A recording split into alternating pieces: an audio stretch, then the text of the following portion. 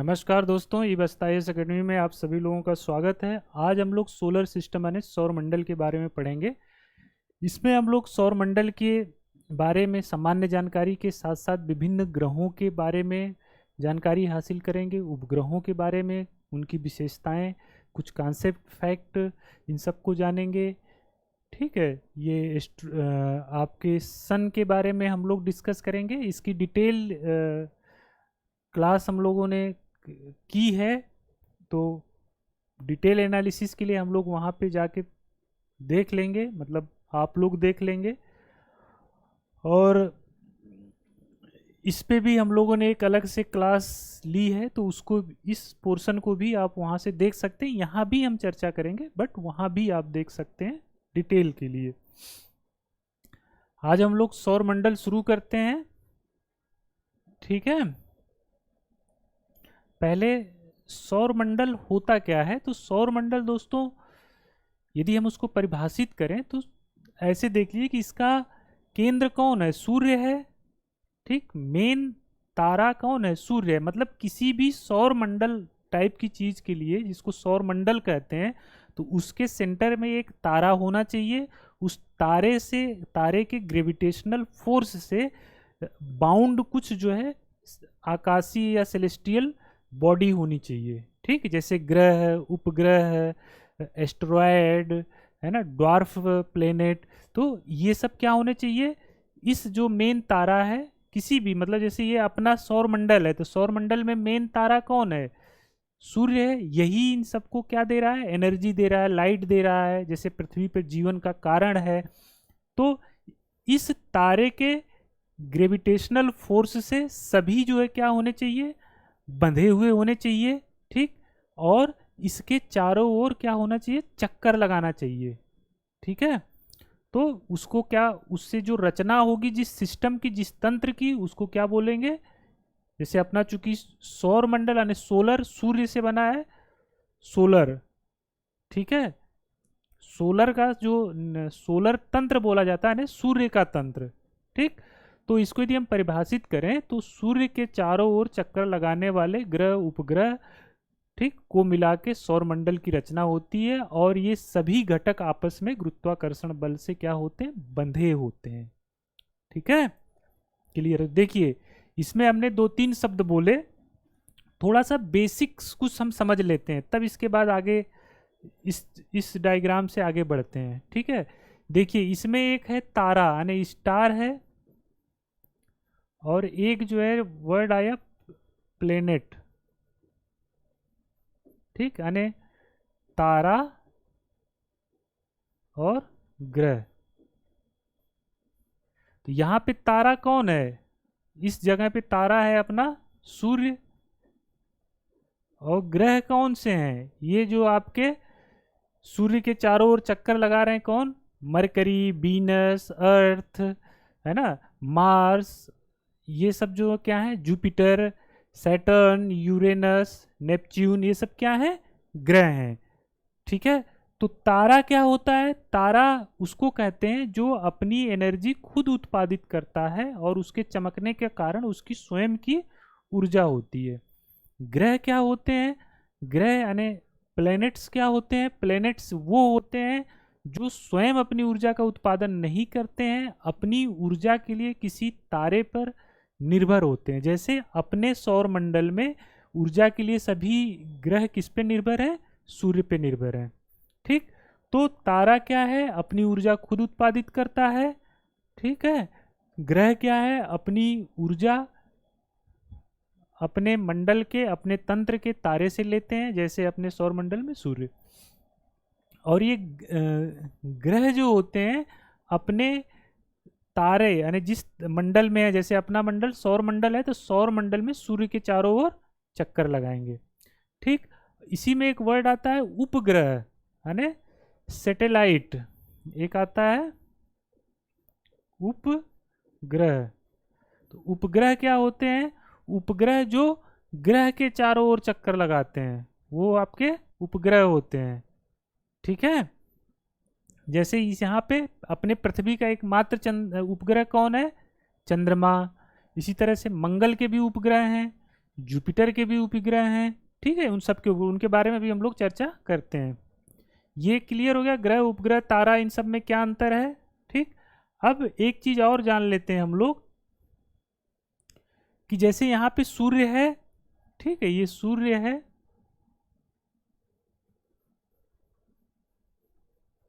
सूर्य एक हमने कहा कि सूर्य के चारों ओर चक्कर लगाते हैं, ठीक, साथ ही साथ ये जितने भी ग्रह उपग्रह या जो भी आकाशीय पिंड हैं वो एक तो रोटेशन रिवोल्यूशन कर रहे होते हैं, यानी चारों ओर किसी तारे के चारों ओर घूम रहे होते हैं, साथ ही साथ जो इनकी एक्सिस होती है ना, उस पे भी ये रोटेशन कर रहे होते हैं, यानी दो चीजें हो रही होती हैं, एक वो परिक्रमा कर रहे होते हैं और अपने एक्सिस पे घूर्णन कर रहे होते हैं, ऐसे ऐसे, ठीक है, घूर्णन कर रहे होते हैं। वो घूर्णन की दिशा क्या होगी वो डिपेंड मतलब देखेंगे हम लोग कौन सा तारा किस ग्रह किस तरह से घूर्णन करता है। तो यहाँ पे दो शब्द इंपॉर्टेंट है, इसको जान लीजिए। एक होता है रिवोल्यूशन, इंग्लिश में कोई दिक्कत नहीं है, दिक्कत है हिंदी में। एक होता है रोटेशन। अब देखिए इस रिवोल्यूशन के लिए हिंदी में यूज होता है परिक्रमण, और इसके लिए यूज होता है परिभ्रमण।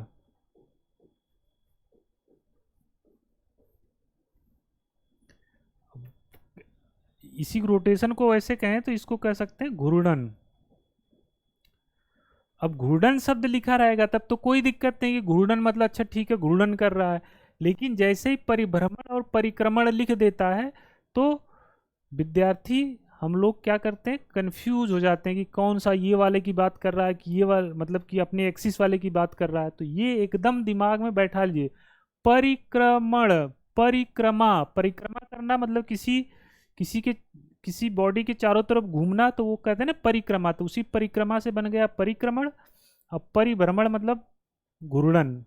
ये अपना दोनों शब्द बहुत इंपॉर्टेंट हैं, किताबों में इस तरह से इंटरचेंज करके लिखा रहता है कि आप फुल्ली कंफ्यूज हो जाएंगे। क्लियर है, तो ये छोटी पर महत्वपूर्ण बातें थी। ठीक, चलिए अब हम लोग बात करते हैं क्रम से, चूंकि हमारे इस सोलर सिस्टम में एक तारा है सूर्य। ठीक, तो सबसे पहले सूर्य के बारे में बहुत तेजी से बात कर लेते हैं। सूर्य क्या है, एक तारा है, ठीक, इसकी एनर्जी कैसे आने, एनर्जी या ऊर्जा, ऊर्जा या ऊष्मा कह लीजिए, ऊष्मा इसकी कैसे जनरेट होती है, नाभिकीय संलयन,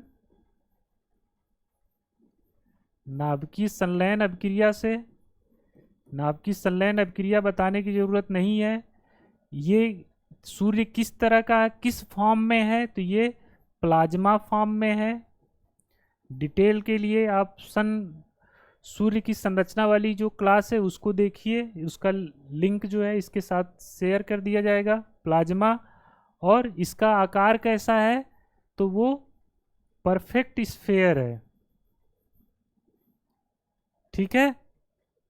जो सूर्य होता है, जैसे पृथ्वी अपनी कोर, मेंटल, क्रस्ट में बटी हुई है, बांटा गया है, उसको विभाजित किया गया, फिर उसके ऊपर अपना वायुमंडल होता है, उसी तरह से सूर्य भी जो होता है उसमें भी उसको कोर, ठीक, उसको ऐसे देखिए ऐसे डिवाइड किया गया है। सबसे अंदर वाला भाग जो है उसका कोर होता है, ठीक, उसके ऊपर वाला भाग जो है विकिरण जोन होता है, उसके ऊपर वाला भाग जो है संवहन जोन होता है, उसके ऊपर जो है, इसके ऊपर एक पतला सा आवरण होता है जिसको प्रकाश मंडल बोलते हैं, फोटोस्फेयर। यही फोटोस्फेयर क्या होता है, एक तरह से उसकी सूर्य की सबसे बाहरी सतह होती है। इसके बाद से हम कह सकते हैं कि सूर्य का वायुमंडल शुरू हो जाता है। तो फोटोस्फेयर, इसको लिख लेते हैं, इसको लिख लेते हैं, ये कोर है, कोर हो गया। ये आपका जो है विकिरण जोन हो गया, या रेडिएटिव जोन, विकिरण जोन, विकिरण क्षेत्र या मंडल कह लीजिए। ये आपका जो है संवहन मंडल हो गया, संवहन विकिरण हो गया, ये हो गया संवहन।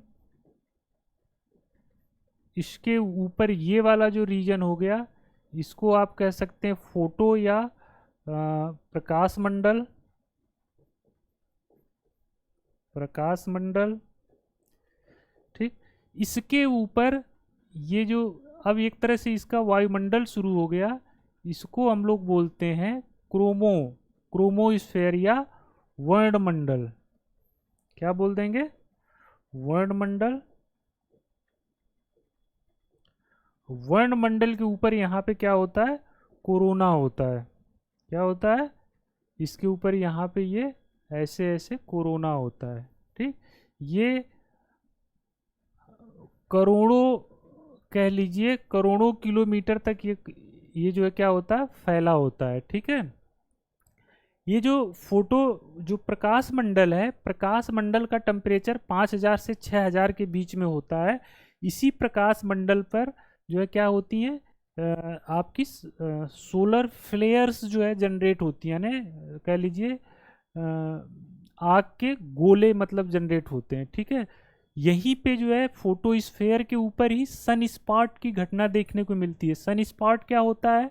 सन स्पॉट क्या होता है? उस पे काले काले जो है धब्बे दिखाई देते हैं। ठीक है, ये काले काले यहाँ पे फोटोस्फेयर पे यहाँ पे काले काले धब्बे दिखाई देते हैं। वो काले काले धब्बे बेसिकली क्या होते हैं? लो टेम्परेचर एरिया होते हैं। मतलब फोटोस्फेयर का temperature 6000 degree centigrade 5500 degree centigrade होता है, तो यहाँ पे लगभग 1000 डिग्री 1000 कम, यानी लगभग 4000 डिग्री सेंटीग्रेड 4500 डिग्री सेंटीग्रेड जो है टेम्परेचर होता है, जिसके वजह से वो एरिया ब्लैक दिखाता है। ये हाईली एक्टिव जोन है। ठीक है, इसके बाद ये फोटोस्फेयर से जैसे हम क्रोमोस्फेयर में आते हैं, तो ये फोटोस्फेयर हार्डली 100 किलोमीटर एक थिन मतलब कह लीजिए कि आवरण है। ठीक है, इसके बाद ये आपका जो ये कोरोना है, कोरोना में टेम्परेचर बढ़ के लगभग जो है 11 लाख डिग्री सेंटीग्रेड हो जाता है, मतलब हाई टेम्परेचर। ठीक, इन सब का कारण हमने डिटेल में पिछले वीडियो में क्लास में बताई है, तो उसको आप लोग देख लीजिए। सबसे ये जो नाभिकीय संलयन अभिक्रिया बोली हमने, तो ये इसी के जो है कहाँ होती है? कोर में होती है। ठीक, कोर से जो एनर्जी जनरेट होती है वो यहाँ पे विकिरण के माध्यम से जाती है, ये भी हम लोगों ने चर्चा की है। यहाँ से ये सेल के रूप में संवहनीय धाराएं चलती हैं, उसके रूप में जाती है। ठीक, ये इस तरह से यहाँ पे जाती है, एनर्जी ट्रांसफर और उष्मा ट्रांसफर होती है। सोलर आंधियाँ जो हैं, सौर आंधियाँ जो हैं, जिनका संबंध कहाँ से है? यहाँ से निकलती हैं, ये कोरोना से। ठीक है, कोरोना वाले एरिया से। ठीक, ये मोटी मोटी बातें हम लोग डिस्कस किए, वहाँ पे आप लोग देख सकते हैं इसको।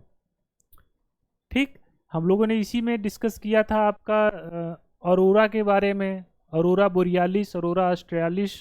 ठीक, तो अरोरा बोरियालिस, अरोरा ऑस्ट्रेलिस कुछ नहीं है, जब यहाँ से सूर्य से क्या होते हैं, जब हमारे फोटॉन्स, ठीक है, या कह लीजिए प्लाज्मा, ठीक, ये सौर आंधियों के साथ जो है जब अर्थ के जो है मैग्नेटोस्फेयर में जो है इंटर कर जाते हैं, तो हमारे एटमॉस्फेयर में जो ऑक्सीजन, नाइट्रोजन, हीलियम, नियान, इन सब के जो एटम्स हैं, तो उनके नाभिक पे जो है बम्बार्ड करके वहाँ से एक विशेष प्रकार की लाइट इमिट करते हैं। जो केमिस्ट्री जिनका बैकग्राउंड रहा है वो इस बात को समझ रहे होंगे, तो वो लाइट इमिट करते हैं, उसी से जो है एक ध्रुवीय क्षेत्रों में प्रकाश जनरेट होता है, जिनको हम लोग ध्रुवीय प्रकाश बोलते हैं। उत्तर में उत्तरी ध्रुव ज्योति, दक्षिण में दक्षिणी ध्रुव ज्योति। ठीक, अरोरा ऑस्ट्रेलिस, अरोरा बोरियालिस। ठीक, क्लियर है? ऑस्ट्रेलिस नीचे वाले को, ऊपर वाले को बोरियालिस। ये सब हम लोग डिटेल में चर्चा किए हैं। ठीक, अब आ जाते हैं हम लोग सीधे ग्रहों पे। देखिए, यहां से कुछ कुछ हम लोग बात करेंगे फैक्चुअल और कुछ जो है कॉन्सेप्चुअल बातें करेंगे। ठीक, तो देखिए ये सन है, ठीक, हम ये दिखाई दे रहा होगा, उम्मीद करता हूं कि आप लोगों को दिखाई दे रहा होगा। ठीक, ये सन है, सन के सबसे नजदीक जो ग्रह है वो मरकरी है, यानी बुध। सन के सबसे, मान लीजिए ये सन है, तो सन के सबसे नजदीकी ग्रह कौन सा है? मरकरी है। मरकरी के बाद क्या है? वीनस है। वीनस बोले तो शुक्र। ठीक, मरकरी यानी बुध, शुक्र, फिर इसके बाद अर्थ आ जाता है, फिर आपका जो है क्या है, मार्स आता है, फिर इसके बाद जुपिटर आता है। ठीक, जुपिटर के बाद सैटर्न आता है, फिर यूरेनस आता है, फिर नेपच्यून आता है। इसको ये आपसे क्रम पूछता है, तो इसको आप याद कर सकते हैं। आप लोगों ने पढ़ा होगा, एनसीईआरटीज के बुक में भी दिया है, या अलग अलग जगह पे ये सब चीज़ें आप लोग जानते होंगे। जैसे भी आपको लगे ये क्रम याद कर लीजिएगा। इसका है माई, ये important, my very educated mother, my very educated mother का जस्ट सन। माने आप अपनी पढ़ी लिखी माँ के इकलौते बेटे हैं या सन है। तो यहाँ एम वाई, एम से हो गया आपका मरकरी, वी से वीनस, ई से अर्थ, इस एम से मार्स, जे से जुपिटर, एस से सैटर्न, यू से यूरेनस, एन से नेपच्यून। ये याद कर लीजिए क्रम, एग्जाम में आपसे कभी कभी पूछ लेता है। ठीक है, ये तो मान लीजिए सब लोग जानते हैं। ये इसमें जो बहुत क्वेश्चन पूछा जाता है वो इसमें पूछा जाता है, अर्थ के सबसे नजदीक कौन है? अर्थ के नजदीक,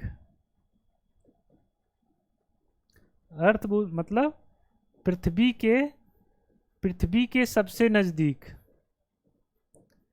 पृथ्वी के सबसे नजदीक दोस्तों कौन है? वीनस है, यानी शुक्र। ठीक, ये क्वेश्चन बार बार एग्जाम में पूछा जाता है।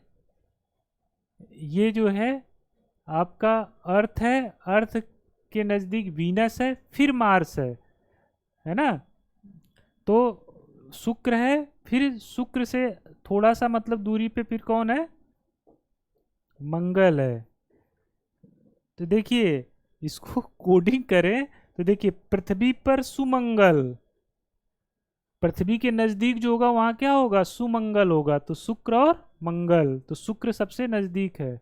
किसी तरह से याद कर लीजिए, ये क्वेश्चन आपसे वहां पे कंफ्यूजन हो जाता है कि यार मंगल है कि शुक्र है ना, यानी वीनस है कि जो मतलब आपका होगा कंफ्यूजन इन्हीं दो में, मार्स और वीनस में। तो भैया इसका क्या है? सुमंगल है, पहले सुमंगल होगा, यानी सु पहले आएगा फिर मंगल आएगा।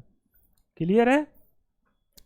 अब देखिए एक चीज और यहाँ पे जान लीजिए, पहले मोटी मोटी बातें जान लेते हैं ओवरऑल, फिर एक एक पे फोकस करते हैं। यहीं पे पाई जाती है आपकी एस्ट्रॉयड बेल्ट। वो एस्ट्रॉयड बेल्ट कहाँ पाई जाती है दोस्तों? ये पाई जाती है मार्स और जुपिटर के बीच में। ये मार्स है और ये जुपिटर है। ठीक, मार्स और जुपिटर के बीच में, मार्स और जुपिटर के बीच में ये देखिए, ये मार्स है, यहाँ पे ये मार्स है और ये मतलब ये मार्स है। ठीक, और ये जुपिटर है, इनके बीच में ये एस्ट्रॉयड बेल्ट पाई जाती है। ठीक, इस पे भी हम लोगों ने चर्चा की है। ठीक, फिर भी हम यहाँ पे बता देते हैं। तो इनके बीच में एस्ट्रॉयड बेल्ट पाई जाती है। एस्ट्रॉयड बेल्ट क्या होती है दोस्तों? ये रॉकी, ठीक, रॉकी हो सकती है या फिर मेटेलिक हो सकती है, या रॉक और मेटल दोनों का मिक्स हो सकती है। क्लियर है? ये जो इसके बीच में जो पाई जाती है, ये इसको बोलते हैं मेन एस्ट्रॉयड बेल्ट। ठीक, मुख्य एस्ट्रॉयड,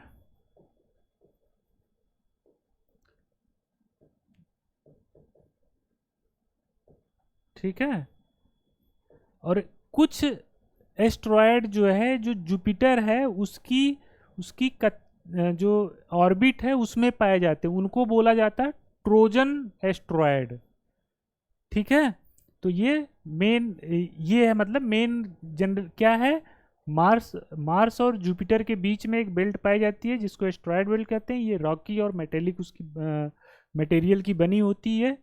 ठीक, यहाँ पे छोटे छोटे पिंड से लेके बड़े बड़े मतलब जो है आकाशीय पिंड पाए जाते हैं।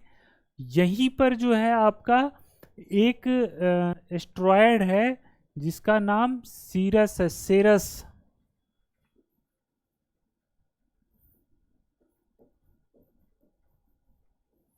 ये दोस्तों इतना बड़ा है कि इसको जो है प्लूटो की तरह बौने ग्रह यानी ड्वार्फ प्लेनेट का जो है की उपाधि मिली हुई है। और जो प्लूटोनियन जो आपके ग्रह होते हैं माने जो प्लेनेट्स होते हैं जो प्लूटो यानी कूपर क्यूपर बेल्ट में पाए जाते हैं, उनको क्या बोला जाता है?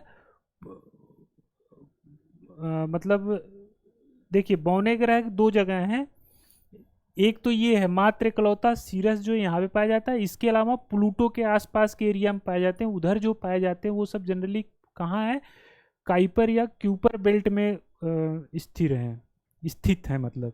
ठीक, तो उस बेल्ट में जो ग्रह पाए जाते हैं उनको प्लूटो से प्लूटोनियन बोला जाता है। ठीक है, तो वहाँ से जनरली सभी बौने ग्रह वहीं पे हैं, लेकिन ये सीरस कहाँ पे, एस्ट्रॉयड बेल्ट में। बहुत इंपॉर्टेंट ये फैक्ट है। अब आ जाते हैं यहाँ पे फिर से, तो ये हो गया। ये देखिए यहाँ पे ये जो है यहाँ पे जो मैं बता रहा था ये क्यूपर बेल्ट है। नेपच्यून के बाद क्यूपर बेल्ट आती है, यहीं पे जो है इसी बेल्ट में जो है आपके प्लूटो, मेकमेक और आपके जो वो हैं होमिया है ना, इरिस, ये सब जो है क्या है, बौने ग्रह हैं। तो ये सब यहाँ पे हैं, इरिस, होमिया, प्लूटो, मेकमेक, ये सब कहाँ पे हैं, यहाँ पे हैं। और ये पांचवा जो है आपका जो सेरस है वो कहाँ पे है, एस्ट्रॉयड बेल्ट में। बहुत इंपॉर्टेंट है। ठीक, ये तो हो गया मोटा मोटा फैक्ट हो गया। अब हम लोग थोड़ा सा इन ग्रहों के बारे में इंडिविजुअली जान लेते हैं। ठीक है ना, तो सबसे पहले आते हैं हम लोग मरकरी के बारे में। मरकरी मतलब बुध।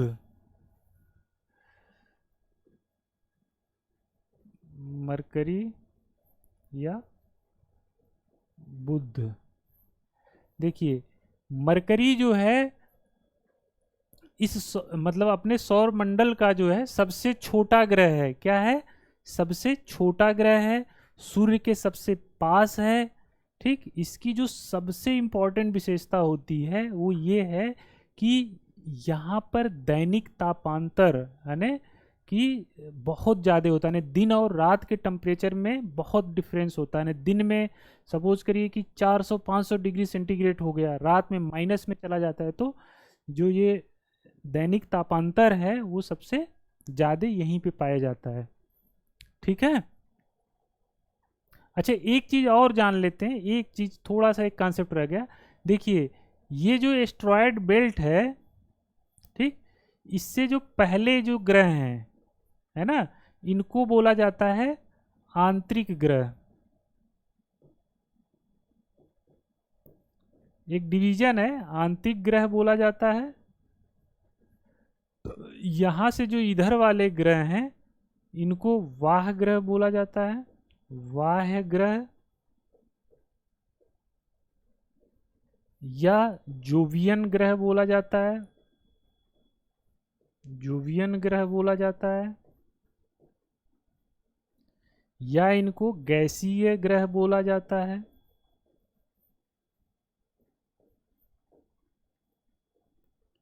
ये जो आंतरिक वाले हैं आंतरिक ग्रह हो गए, या इनको पार्थिव पार्थिव ग्रह बोला जाता है। इधर वाले जो हैं क्या होते हैं, ठोस होते हैं, जनरली ठोस, जैसे पृथ्वी है अपनी इस तरह के रॉकी होते हैं, मेटेलिक होते हैं। ठीक है, डेंसिटी बहुत ज़्यादा होती है, डेंसिटी ज़्यादा होती है, आकार कम होता है। इधर वाले जो ग्रह हैं उनकी डेंसिटी कम होती है, आकार जो है बड़ा होता है। फॉर्म जो ये गैसियस और लिक्विड फॉर्म में है, ठीक, गैसियस प्लस द्रव द्रव भी कह लीजिए, ठीक है, मेनली गैसियस बोला जाता है, ठीक है। ये जोवियन जुपिटर से इसका नाम पड़ा है। तो ये एक मोटा डिवीजन है यहाँ से इधर वाले, यानी ये इसका जो डिवीजन कौन कर रहा है, ये एस्ट्रॉयड बेल्ट कर रही है। एस्ट्रॉयड बेल्ट से इधर वाले जो है क्या है, आंतरिक ग्रह बोला जाता है, इधर वालों को वाह बोला जाता है, ठीक है। अब देखिए हम लोग बुध की बात कर रहे थे, तो बुध यानी मरकरी, मरकरी सबसे छोटा ग्रह है, सूर्य के सबसे पास है, दैनिक तापांतर सबसे अधिक होता है, ठीक। इसका कोई भी उपग्रह नहीं है, बुध के पास यानी मरकरी के पास कोई भी सैटेलाइट नहीं है। बुध के बाद आता है वीनस, वीनस मतलब शुक्र, वीनस यानी शुक्र। देखिए दोस्तों, शुक्र जो है क्या है, पृथ्वी के सबसे पास है, सूर्य से दूरी के क्रम में दूसरे स्थान पर है, ठीक। ये जो है अपने सौर मंडल का सबसे जो है क्या है, गर्म ग्रह है, ठीक है। होना चाहिए किसको, मरकरी को, लेकिन गर्म ग्रह कौन है, उससे ज्यादा कौन है, शुक्र है। क्यों होगा ऐसा, सोचिए, सोच के बताइए। वो इसलिए होगा कि जो शुक्र का वायुमंडल है, यहाँ पे कार्बन डाइऑक्साइड का काफ़ी कंसंट्रेशन है, जिसलिए वहाँ पे ग्रीन हाउस गैस इफेक्ट दिखाई देता है। माने जो सूर्य से हीट आती है उसमें ट्रैप हो जाती थी, इसलिए वो बहुत ज़्यादा गर्म है। क्लियर है।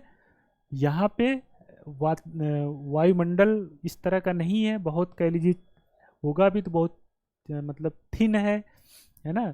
तो कुल मिला के यहाँ पे क्या होता है, शुक्र पे सबसे गर्म है।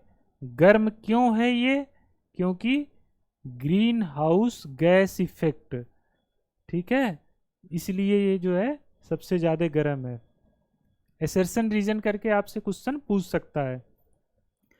इसी को जो है पृथ्वी की क्या बोला जाता है, जुड़वा बहन बोला जाता है। क्यों बोला जाता है जुड़वा बहन, क्योंकि ये आकार में, घनत्व में पृथ्वी के समान है लगभग, ठीक है। तो इसीलिए इसको क्या बोला जाता है, जुड़वा बहन बोला जाता है।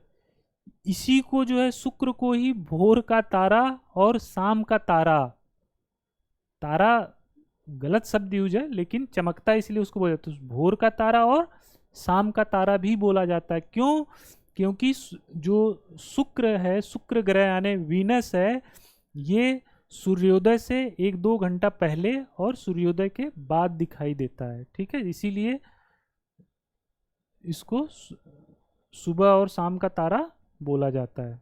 क्लियर है। एक चीज और जान लीजिए, जो सभी ये जितने भी ग्रह हैं, हमने 2 वर्ड यूज किया था, रिवोल्यूशन और रोटेशन। तो इनका रिवोल्यूशन ये जैसे इस तरह से होता है, ये मान लीजिए ये सब कैसे रिवॉल्व, सूर्य के चारों ओर ऐसे रिवोल्यूशन कर रहे हैं। तो ये क्या है, क्लॉक ऐसे चलती है, ये क्या कर रहे हैं, एंटी क्लॉकवाइज, यानी कैसे रिवोल्यूशन यानी परिक्रमण इन कैसे कर रहे हैं, अलग पेज में बताया जाए इसको ना, हाँ अलग उसमें बताते हैं।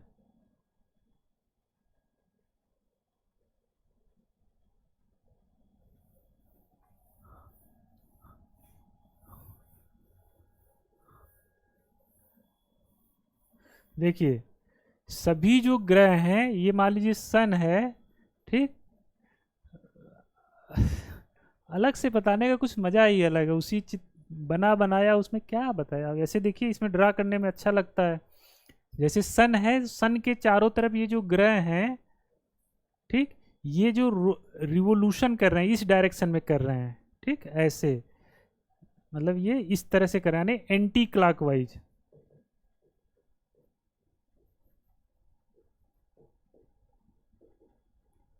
एंटी क्लॉकवाइज यानी वेस्ट टू ईस्ट। देखिए यदि हम दिशा बनाएं तो ये होती है नॉर्थ, साउथ, ईस्ट, वेस्ट। ठीक, तो ये क्या कर रहे हैं, ऐसे देखिए, ये ऐसे जा रहा है ना, ऐसे, तो ये वेस्ट से किधर जा रहा है, ऐसे जा रहा है, ये ऐसे। तो क्या ये मान लीजिए कोई ग्रह है तो इस तरह से मूव कर रहा है, तो कैसे मूव कर रहे हैं, वेस्ट टू ईस्ट, माने पश्चिम से पूर्व। ये जो अपनी एक्सिस है, ये इसको मान लीजिए सन है, ये जो ग्रह हैं अपनी एक्सिस पे, मान लीजिए ये एक्सिस है, तो इस पे जो ये रोटेट करते हैं, जैसे मान लीजिए कि ये अपनी अर्थ है, अर्थ ये 23.5 डिग्री झुकी हुई है, ठीक, तो ये इसका एक्सिस ऑफ रोटेशन है। तो ये भी जो है क्या करती है, एंटी क्लॉकवाइज, लगभग सभी ग्रह क्या करते हैं, एंटी क्लॉकवाइज, यानी कि पूरा पश्चिम से पूर्व क्या करते हैं, रोटेट करते हैं, यानी कि परिभ्रमण करते हैं, यानी घूर्णन करते हैं। ठीक, ये शब्दों को ध्यान रखिएगा हिंदी वाले भाई लोग। ठीक है, क्या करते हैं, रोटेट करते हैं, यानी परिभ्रमण करते हैं या घूर्णन करते हैं। कैसे, जो रोटेशन ये हो गया रिवोल्यूशन, सभी ग्रहों का रिवोल्यूशन ऐसे ही होता है, लेकिन जो रोटेशन होता है यहां पे खेल है, दो ग्रहों को छोड़ के। वो दो ग्रह कौन से हैं, वीनस और यूरेनस। यूवी लाइट आपने सुना है ना, अल्ट्रावायलेट बोलते हैं ना, यूवी समझ लीजिए। तो यूवी मतलब V for Venus, U for Uranus, यानी कि आपका शुक्र और यूरेनस ये क्या करते हैं, ये भैया शुक्र, ये जो है रोटेशन यहां लिख देते हैं, रोटेशन जो है सभी ग्रह क्या करते हैं आपके इसी तरह से पश्चिम से पूर्व की तरफ रोटेट करते हैं। बट आपका जो है वीनस और यूरेनस, ये दोनों दोस्तों क्या करते हैं, ईस्ट टू वेस्ट रोटेट करते हैं, यानी इनका जो घूर्णन है वो जस्ट अपोजिट होता है। ठीक, यानी क्लॉकवाइज घूमते हैं। ये क्लियर है इतना, चलिए।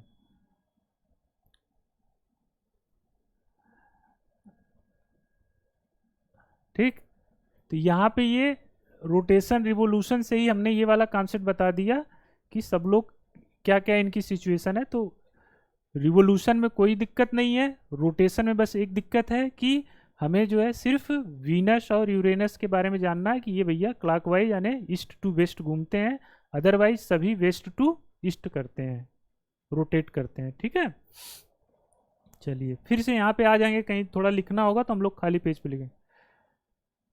ये हो गया, हम लोगों ने बात की बुध, मरकरी और वीनस के बारे में। तो वीनस को क्या बोलते हैं, सुबह का तारा, भोर का तारा, पृथ्वी की बहन। ठीक, और क्या बोलते हैं, ये सबसे ज़्यादा गर्म क्यों है, तो ग्रीन हाउस गैसों की वजह से है। ठीक है, यहीं पे दोस्तों एक तो 96% या 90+% जो है यहाँ पे क्या है, कार्बन डाइऑक्साइड वातावरण में है।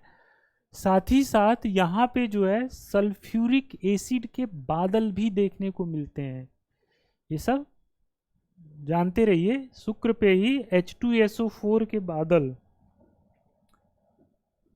H2SO4 यानी सल्फ्यूरिक एसिड के बादल भी देखने को मिलते हैं। कहाँ पे, शुक्र ग्रह पे। ठीक है, यहीं पे लिखते जाएं हम लोग। अभी तक मान लीजिए नंबर 1 हमने बुध की चर्चा की, बुध की चर्चा की। ठीक, ये सबसे छोटा है, सबसे छोटा है, सूर्य के सबसे पास है।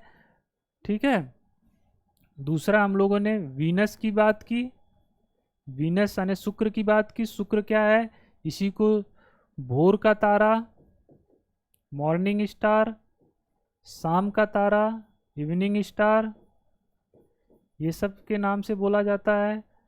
जुड़वा बहन बोला जाता है अर्थ का, है ना। जुड़वा बहन बोला जाता है, क्यों बोला जाता है? क्योंकि ये आकार और घनत्व में क्या है, पृथ्वी के समान है। ठीक, पृथ्वी के सबसे पास है, अर्थ का सबसे, अर्थ के सबसे नजदीक।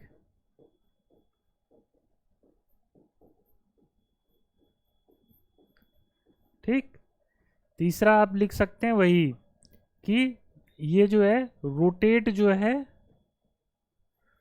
रोटेशन जो है इसका कैसे होता है?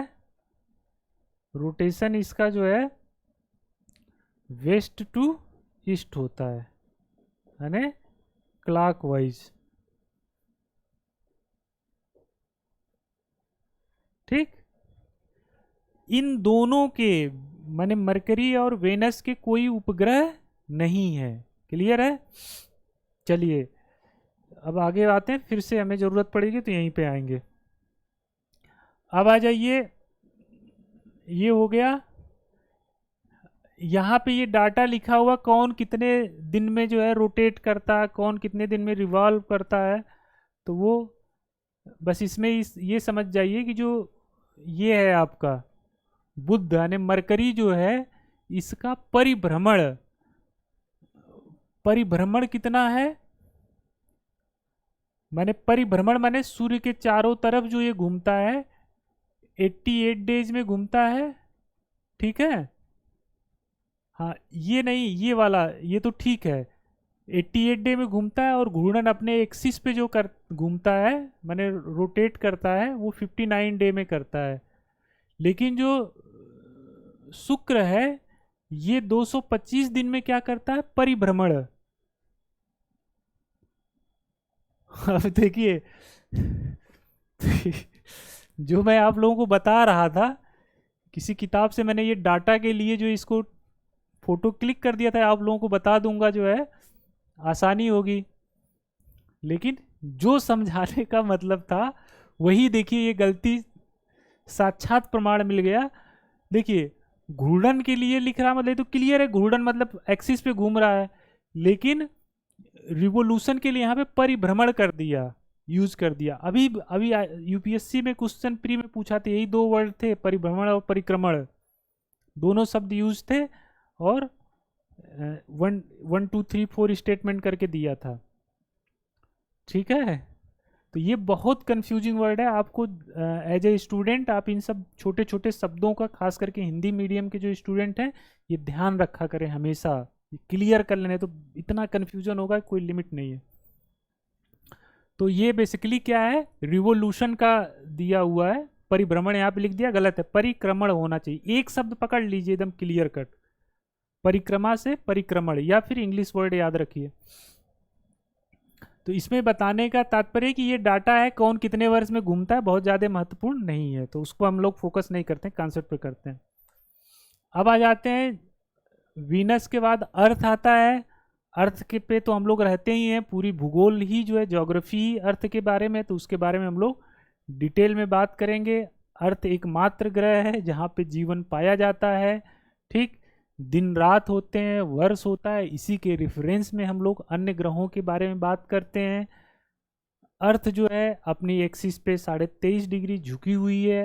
अर्थ जो है, अर्थ का क्या है, अपना एक उपग्रह है, मात्र एक उपग्रह जिसका नाम चंद्रमा है।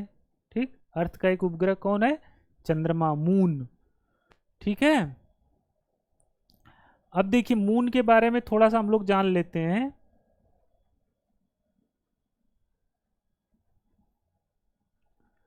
अर्थ के बारे में तो तीसरे पे यदि हम अर्थ करें तो अर्थ के बारे में तो आप लोग पढ़ेंगे ही डिटेल में, तो बहुत ज़्यादा इस पे बात नहीं करते हैं। तीसरे पे बात कर लेते हैं चंद्रमा की। देखिए चंद्रमा क्या है, पृथ्वी का एक उपग्रह है जो पृथ्वी के चारों ओर चक्कर लगाता है। एक चक्कर लगभग 27 दिन कुछ घंटे में लगाता है।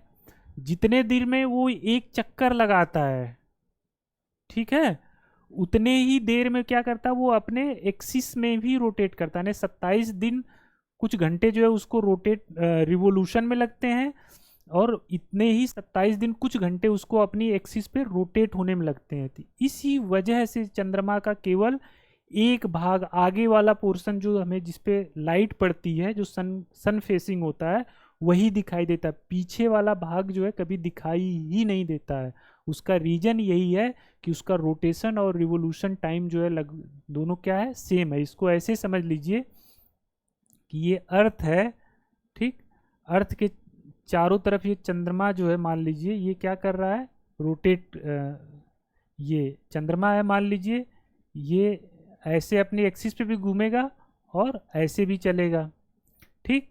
तो ये जितने देर में ये अपनी एक्सिस पे पूरा घूमता है, ठीक, इसको ऐसे समझा दें, इसको अच्छे बता देते हैं, ये समझ, ये जैसे मान लीजिए केवल आधा पोर्शन हमको चंद्रमा का ये वाला पोर्शन दिखता है, पीछे वाला नहीं दिखता है, ठीक है। तो ये ऐसे इसलिए होता है कि जब ये यहाँ पे है तो इस तरह से मान लीजिए, फिर जब ये इस पोजीशन पे लगभग आया, मान लीजिए कि ये जो है हम अर्थ में जो है ये ऐसे बना लें, ठीक, अभी यहाँ पे है, ठीक है। ये इधर फेस को जैसे ये रिवॉल्व होके यहाँ पे आता है, तब तक इसकी पोजीशन फिर से ये ऐसे हो जाती है, ठीक।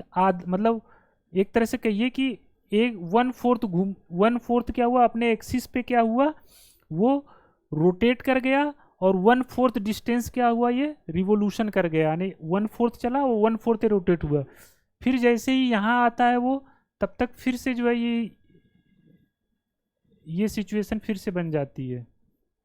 मैंने ये आधा डिस्टेंस चला और आधा ये भी रोटेट हो गया।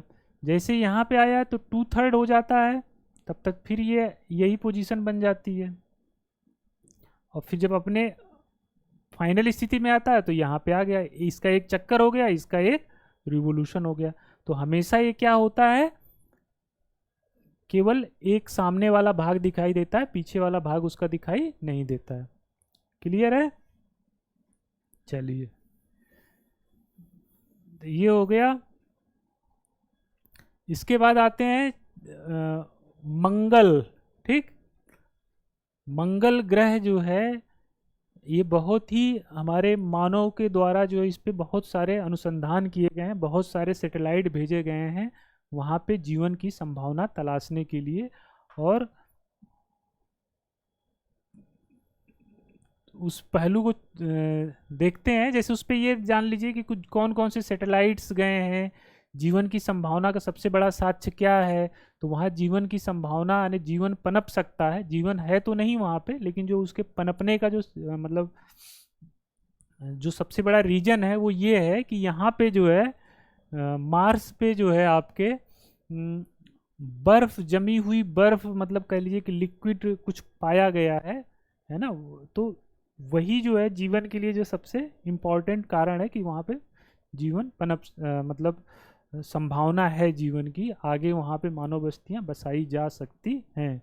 इसीलिए बहुत सारे मिशन जो है वहाँ पे जाते हैं। खैर वो सब छोड़िए, दूसरा पहलू है वो हम लोग देखते हैं ज्योग्राफी के पॉइंट ऑफ व्यू से इसमें क्या क्या पॉइंट है। तो देखिए हम लोग चौथे पे बात करते हैं मंगल की। दोस्तों मंगल जो है, मंगल की जो सबसे बड़ी बात है कि मंगल के, जैसे यहाँ भी चंद्रमा है तो याद आ गया, मंगल के 2 चंद्रमा हैं।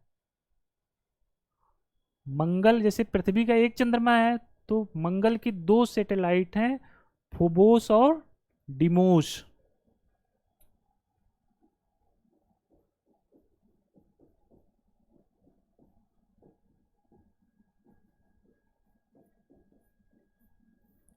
ठीक है, फोबोस और डिमोस किसके चंद्रमा है, तो ये मंगल के चंद्रमा है, ठीक है। मंगल पे जो क्या है, पानी वगैरह, बर्फ वगैरह मिला है। इसके वायुमंडल में भी जो है किसकी अधिकता है, मतलब वायुमंडल वहाँ का हमारे अनुकूल नहीं है, कार्बन डाइऑक्साइड की अधिकता है। लेकिन चूंकि बर्फ का जो जमाव पाया गया वहाँ पे, तो उससे जो है जीवन की संभावना वहाँ पे दिखाई देती है। इसके अलावा इसमें और कुछ खास नहीं है। जैसे इसका जो है देखिए, जो दिन होता है लगभग पृथ्वी के बराबर होता है, इसका जो वर्ष होता है वो पृथ्वी से लगभग दुगना है, तो उसका कोई मतलब नहीं है। इसके अलावा मंगल ग्रह के बारे में, हाँ, यहाँ का एक चीज और है इसके बारे में, यहाँ पे दो चीजें पाई जाती हैं यहाँ जो इस सौर मंडल का, ठीक है, मंगल ग्रह पे कह लीजिए कि सौर मंडल का सबसे ऊंचा पर्वत, सबसे हाईएस्ट और सबसे जो है लोवेस्ट, नहीं, सबसे हाईएस्ट पीक जो है, मतलब पर्वत जो है, वहीं पे निक्स निक्स ओलंपिया, ठीक है, निक्स ओलंपिया, क्या कहते हैं, पर्वत ही कहेंगे, निक्स ओलंपिया सबसे पर्वत जो है क्या है, ऊंचा पर्वत, इसका नाम है निक्स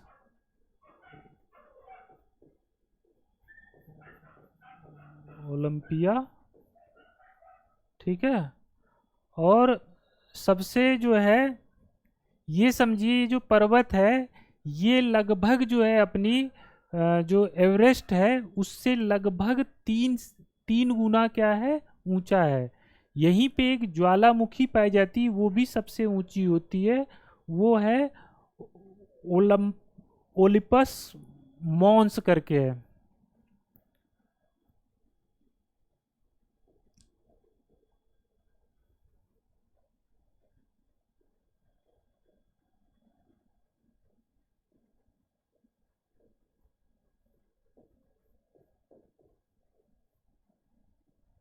ठीक है, ओलिपस मॉन्स, ठीक।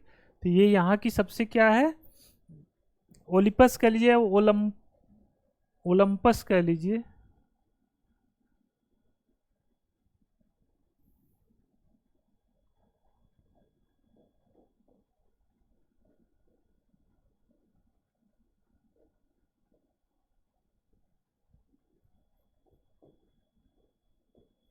ये सबसे ऊंची जो है क्या है, ज्वालामुखी,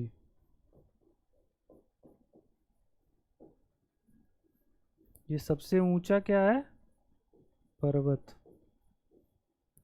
ठीक है, ये तो मंगल के बारे में फैक्ट हो गया, कुछ खास नहीं इसमें। क्वेश्चन जो वही जीवन की जो संभावना है, तो वो जो जल पाया गया उसके कारण है वहां पे संभावना जीवन की, ठीक है। और यहाँ पे जो मिशन मंगल पे भेजे गए हैं, जैसे भारत का मॉम अभियान था, ये नासा का क्यूरोसिटी है, फिनिक्स था, ये सब जो है मार्स से रिलेटेड है। मार्स के बाद अब हम लोग आ जाते हैं जुपिटर पे। जुपिटर के बारे में बता दें आपको, जुपिटर जो है इस सौर मंडल का सबसे बड़ा ग्रह है, ठीक है। बड़ा आकार में सबसे बड़ा सूर्य है, लेकिन ग्रहों में सबसे बड़ा ग्रह कौन है, जुपिटर है। जुपिटर से हम लोग जैसे इधर जाते हैं आकार छोटा होता जाता है, जैसे इधर जाते हैं तो भी आकार छोटा होता जाता है, बस ये बीच में मार्स एक अपवाद है, ठीक है। मार्स से बड़ा कौन है, अर्थ है, बट इन जनरल ये ट्रेंड होता है। तो भैया जो जुपिटर है आपका, ये जुपिटर जो है,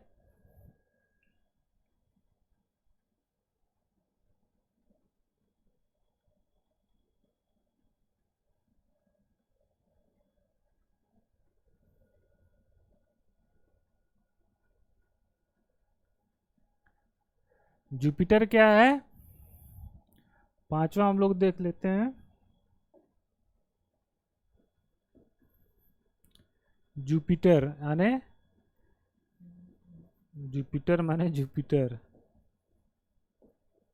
ठीक है, जुपिटर यानी बृहस्पति। तो ये जो है क्या है भैया, सबसे बड़ा ग्रह है, सबसे बड़ा ग्रह है, ठीक।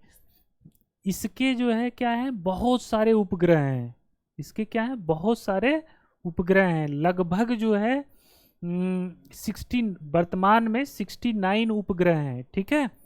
कितने हैं इसके जो सैटेलाइट है, मून कह लीजिए, 69 है, ठीक। इसके जो जो इस सौर मंडल का जो सबसे बड़ा उपग्रह पाया जाता है वो एक उनमें वो जो है जुपिटर का ही एक उपग्रह है जिसको गैनीमेड नाम है। उसका क्या नाम है? गैनीमेड। गैनीमेड या गैनीमीड, जो भी उच्चारण कर दिया जाए, गैनीमीड, गैनीमेड भी लिखा हो सकता है, गैनीमीड है। जो इस किसका ये उपग्रह है या किसका चंद्रमा है? तो जुपिटर यानी बृहस्पति का चंद्रमा है और इस सौर मंडल का सबसे बड़ा जो है उपग्रह है। ठीक, इसी जुपिटर का एक उपग्रह है आपका यूरोपा। ठीक, ठीक है।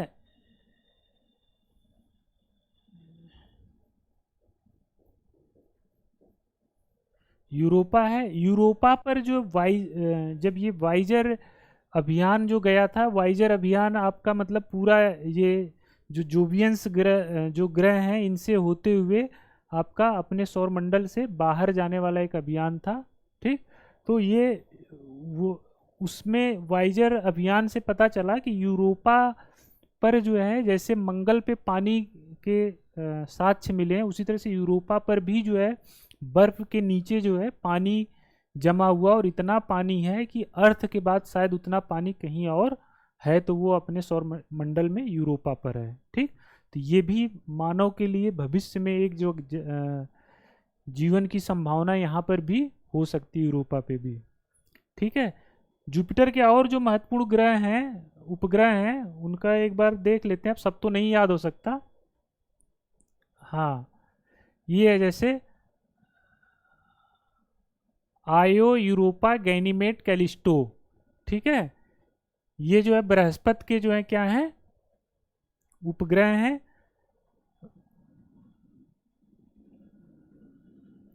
एक और कैलिस्टो है, एक और नाम लिख लीजिए, 3 बहुत हैं वैसे। कैलिस्टो। ठीक, जुपिटर की जो सबसे इंपॉर्टेंट विशेषता है वो ये है दोस्तों कि ये ग्रह और तारा दोनों का लक्षण दिखाता है। अभी हो गई ना बात? कैसे? जैसे तारा क्या करता है?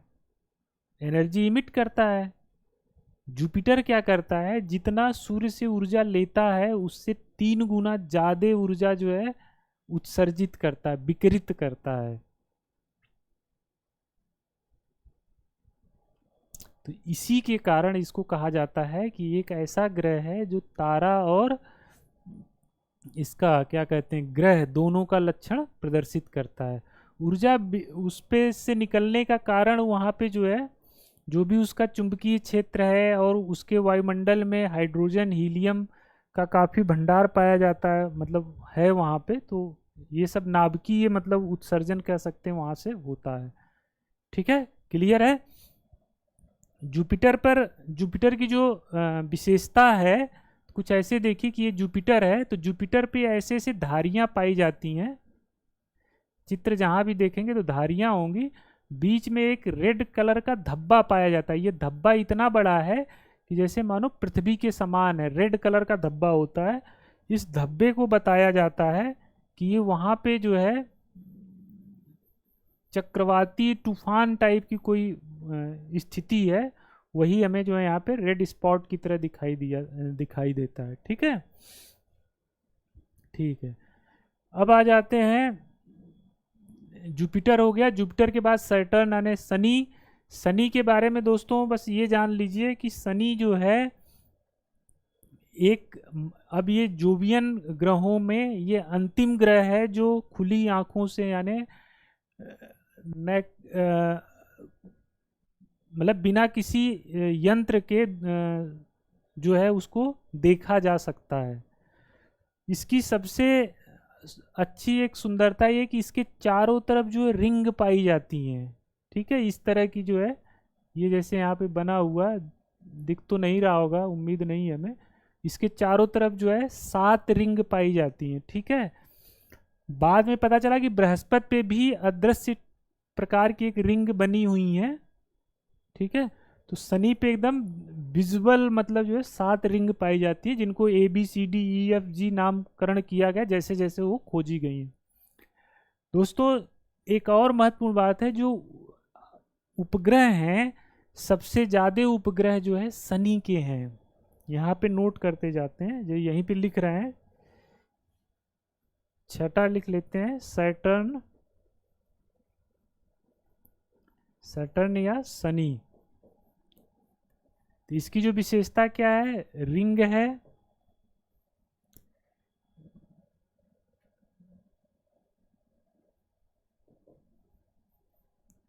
इसके जो उपग्रह हैं वो कितने हैं, उपग्रह जो है 82 हैं। तो सबसे हाईएस्ट उपग्रह कितने हो गए, किसके पास है, शनि के पास है। ठीक दोस्तों, शनि के जो उपग्रह हैं उसमें जो मेन उपग्रह हैं जैसे टाइटन है, ठीक है, आपका टाइटन जो है सबसे बड़ा इसका उपग्रह है। इसी में इसी का शायद इसी का उपग्रह है इनसेलेडस। तो इनसेलेडस पे भी जीवन की संभावना मतलब जो है मानी गई है कि वहां पे भी लिक्विड वगैरह पाया गया है, तो माना जाता है कि वहां पे भी जो जीवन संभव है। ठीक है, क्लियर है। जो शनि का उपग्रह है, ऐसे देख लीजिए उपग्रह, यहां पे देख लेते हैं। देखिए शनि के उपग्रह में जो मेन है टाइटन, इंसेलेडस, ठीक, टेथिस, मिमास, डायोन। तो इसमें ये बाकी टाइटन याद रखिए, इनसेलेडस याद रखिए। इनसेलेडस इसलिए याद रखिए,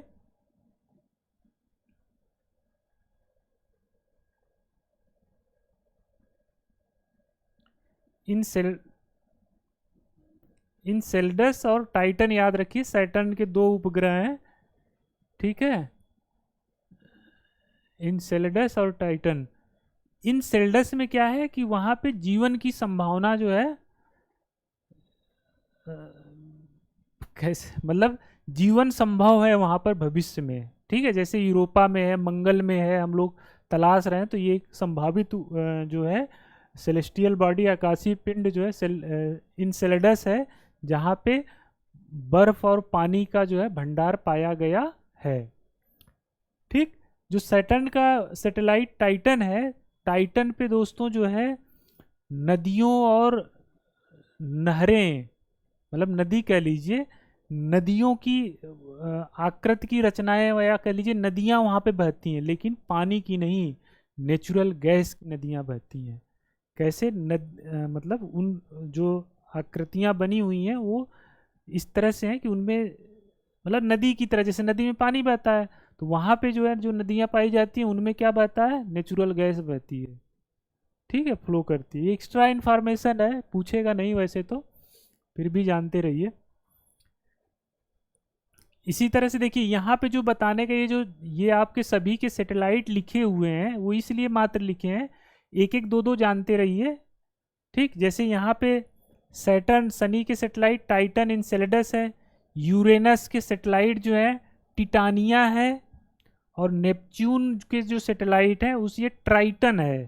तो ये यही देखिए Titan, Titania, Triton, Titan, Titania. तो टाइटन किसका है, सैटर्न का, यूरेनस का टिटानिया, नेपच्यून का कौन है, ट्राइटन। तो ये चूंकि एक ही तरह के नाम है तो आपसे एग्जाम में पूछ सकता है, तो ये 3 नाम जो है जरूर याद रखिएगा।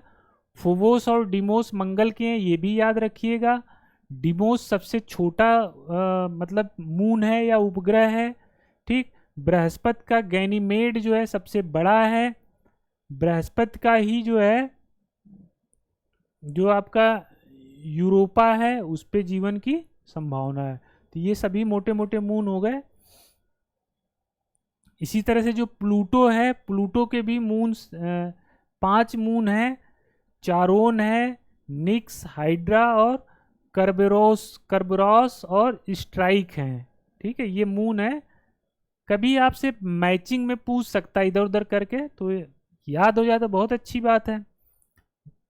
नहीं तो फिर तो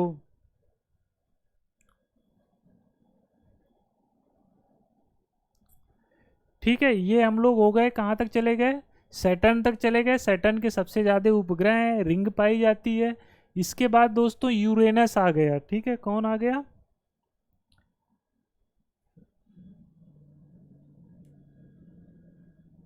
यूरेनस। 6 हो गए, सातवां आपका हो गया यूरेनस। तो यूरेनस के बारे में समझ लीजिए कि ये जो है खोजा गया है बाद में, लगभग 1700 कुछ में खोजा गया। एग्जैक्ट डेट है इसकी, देखना पड़ेगा मुझे। एग्जैक्ट डेट 1781 में खोजा गया है दोस्तों। ये 1781 में खोजा गया है, विलियम हर्सल ने इसकी खोज की है 1781 में। विलियम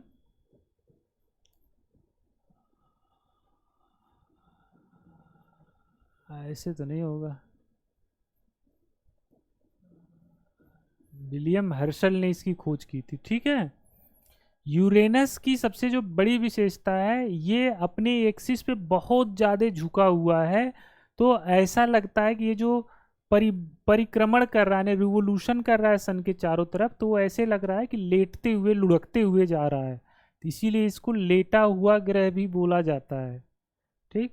आज बहुत फैक्ट हो गया ना, मैं बीच बीच में प्रयास कर रहा हूँ कि कॉन्सेप्ट बताऊँ कहीं मिल जाए तो, लेकिन फिर भी जो है तो है। तो इसको लेटा हुआ ग्रह भी बोलते हैं। ठीक है।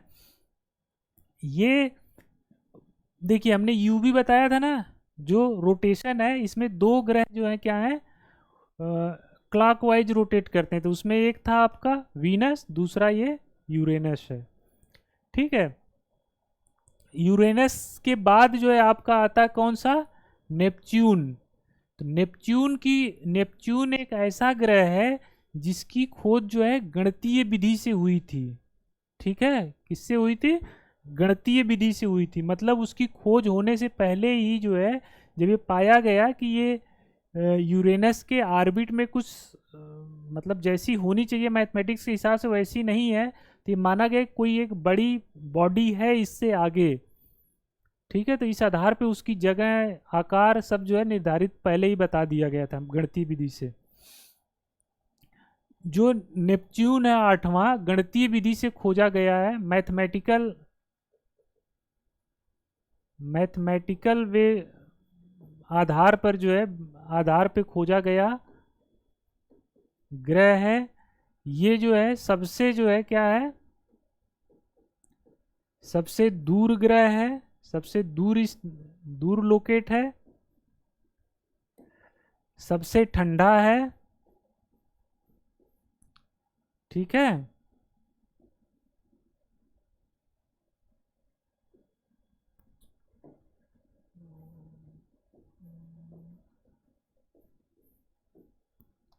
ठीक।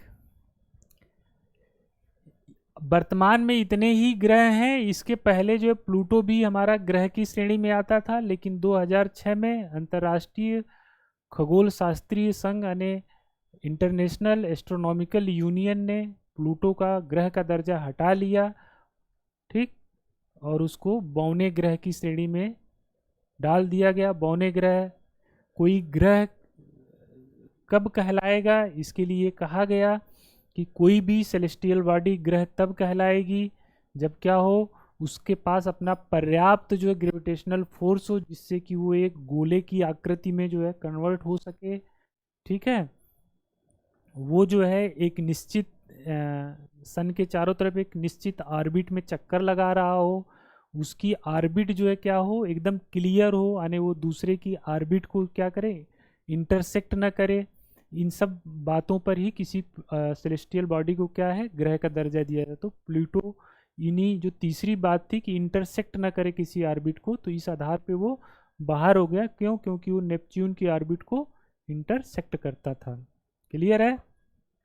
ये मोटे मोटे सब ये हो गए ग्रह उपग्रह।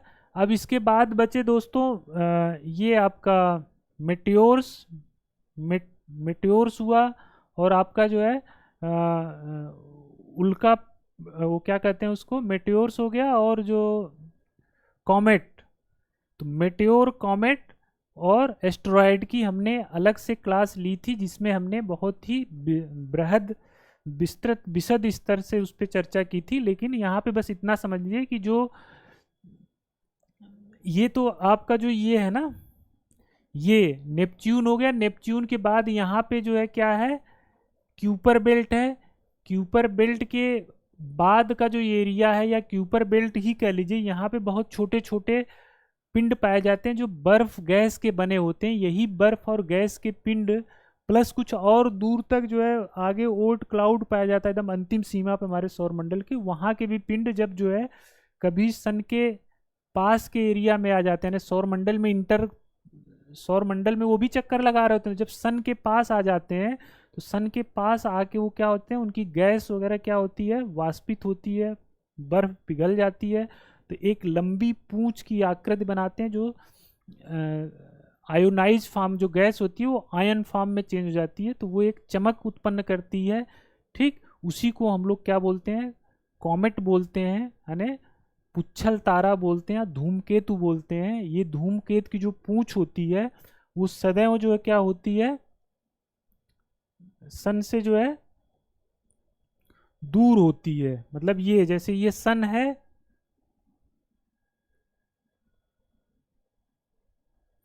जैसे ये सन है, तो सन के पास ये इस तरह से कुछ ऐसे जो है पुच्छल तारा बनता है। ठीक, जिसकी ये नाभि होती है, ये कोमा होता है, ये टेल होती है। ठीक, ये आयोनाइज गैस की बनी होती है। ये मटेरियल जो इसमें क्वेश्चन पूछा जा सकता है, कॉमेट के मटेरियल मतलब बना किस चीज़ का होता है, तो गैस, बर्फ और छोटे छोटे धूल कण, पत्थर भी हो सकते हैं। जो एस्टेरॉयड है वो मेटल और रॉकी हो सकता है। जो आपका उल्का होता है, मेटेओर होता है, तो मेटेओर कुछ नहीं है, कोई भी सेलेस्टियल बॉडी जो किसी सतह पे, जैसे मान लीजिए खास करके पृथ्वी पर, यदि पृथ्वी के वातावरण में वो इंटर करेगी तो क्या होने लगेगी, वायुमंडल में घर्षण की वजह से टकरा के जलने लगेगी। तो जलेगी तो क्या होगी, एक पतली प्रकाश की रेखा बन जाती है, तो उसी को क्या बोलते हैं, उल्का बोलते हैं। बहुत कम समय के लिए आती है। उल्का बनने से पहले वो क्या होता है, मेटेओराइट्स बोला जाता है, डी मेटेओराइड।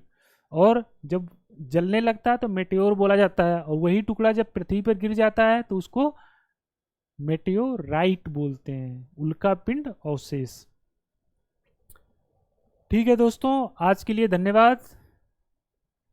उम्मीद है आप लोगों को समझ में आया होगा, काफ़ी कुछ आपके एग्ज़ाम के पॉइंट ऑफ व्यू से बहुत फ़ायदा होगा। आपसे पुनः एक बार निवेदन है कि लाइक करिए, शेयर करिए और सब्सक्राइब करिए, हमारे उत्साह को बनाए रखिए। थैंक यू, धन्यवाद।